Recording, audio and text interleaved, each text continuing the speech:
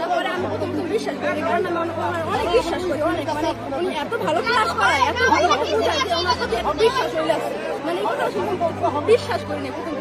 তারপরে বিশ্বাস করি না, সে আমার বান্ধবী বললো কি যে তুই বিশ্বাস তো করস না, তোর চলতা তোর শুনে এসে, মানে আমি একটু শুনি না, মানে এত কষ্ট পাইছি, এত কষ্ট পাইছি যে আমাদের সবাই এরকম এত কষ্ট পাইছি। তারপর বললাম কি ওরা যদি পদত্যাগ না হয় আমরা কিন্তু ক্লাস পারবো না। অনেক ভালো আমি ভাবতে পারি না আমরা তার পদত্যাগ চাই। উনি খালি স্কুল না, কোনো স্কুল শিক্ষকতা করতে পারবে না, কোন স্কুলে শিক্ষকতা করতে পারবে না। উনি যে স্কুলে একটা মেয়ে স্বীকার করছে, এখন তো অন্য স্কুলে স্বীকার করবে না, এটা কিন্তু করা যায় না, ঠিক আছে, কোনো বলা যাবে না।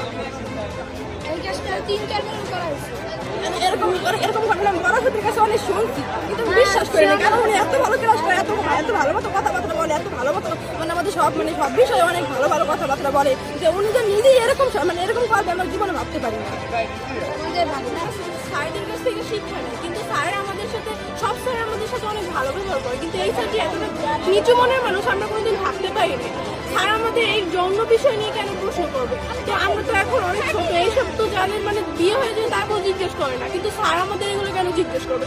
এইটা একটা আইনত অপরাধ, যৌন নিপীড়ন স্যার যখন আগে করছে এগুলো, তখন স্যারের কোনো লজ্জা লাগে নাই, স্যার তারপর আমাদের সাথে এইগুলো বলতেছে। স্যার আগেও 2বার এরকমের করছে, স্যারের আগেও হয়তো সুযোগ দেওয়া হয়েছে, কিন্তু আমরা এবার মানবো না, এবার তার বিচার চাই আমাদের, আমরা অন্য কিছু চাই না, আমরা শুধুমাত্র বিচার চাই স্যারের।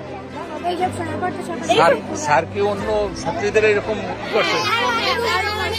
7 বছর আগে নাকি উনি 2বার সারা পাইছে, এরকম করে 2বার এরকম খারাপ কাজ করে, উনি যদি এইবার সারা পায় তো স্যারের নোংরামি দিন দিন বেড়ে চলতেছে। উনি আমরা চাই যে উনি যদি কোনো জায়গায় না থাকতে পারে, কারণ আজকে উনি স্কুলে এটা পারছে, উনি অন্য স্কুলে